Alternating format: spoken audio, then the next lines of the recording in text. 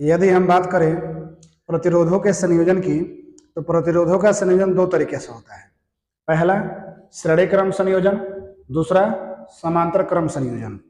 यदि हम श्रेणी क्रम संयोजन की बात करें, इसमें क्या होता है कि प्रतिरोधों को इस तरीके से जोड़ते हैं कि पहले प्रतिरोध का अंतिम सिरा दूसरे के पहले सिरे से, दूसरे का अंतिम सिरा तीसरे के पहले सिरे से जुड़ा होता है।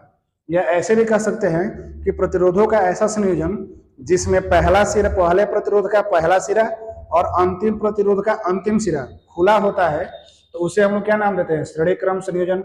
और जब श्रेणी क्रम में संयोजन होता है तो उसके लिए तुल्य प्रतिरोधों का जो प्रतिरोध होता है वो होता है R बराबर 1/R1 प्लस 1, सॉरी R बराबर होता है R1 plus R2 plus R3।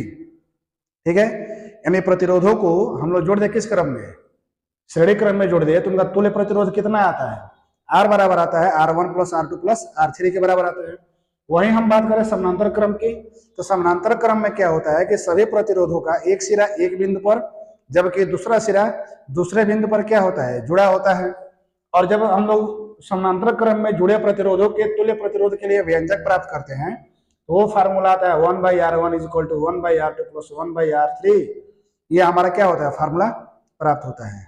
ठीक है, तो ये है हमारा प्रतिरोधों का संयोजन, श्रेणी क्रम और समानांतर क्रम, और उनके लिए तुल्य प्रतिरोध कितना आता है।